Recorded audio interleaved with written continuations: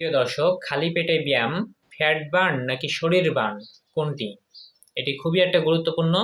খালি পেটে যদি আপনি হালকা ব্যায়াম করেন, সেটা হতে পারে আপনার ফ্যাট অক্সিডেশনে সহযোগিতা করতে পারে, ফ্যাট অক্সিডেশন বাড়াতে পারে। এবং আপনি যদি খালি পেটে ভারী অথবা দীর্ঘ ব্যায়াম করেন, সেক্ষেত্রে আপনার পেশি ক্ষয় বৃদ্ধি পায়। আপনি যদি ডায়াবেটিসের রোগী হয়ে থাকেন, সেক্ষেত্রে খালি পেটে ব্যায়াম করা সবথেকে বড় একটা ঝুঁকিপূর্ণ। কারণ ডায়াবেটিস থাকলে দেখা যায় যে বেশিরভাগ মানুষেরই হাইপোগ্লাইসেমিয়া হওয়ার একটা চান্স থাকে। আপনি সবসময় মনে রাখবেন যে আমরা ব্যক্তিভেদে তার কিছু পরিমাণ খাবার গ্রহণ করার পরামর্শ দিই এবং কিছু পরিমাণ খাবার গ্রহণ করার পর সে ব্যায়াম শুরু করতে পারে। আপনি কি খালি পেটে ব্যায়াম করেন নাকি কিছু খেয়ে ব্যায়াম করেন?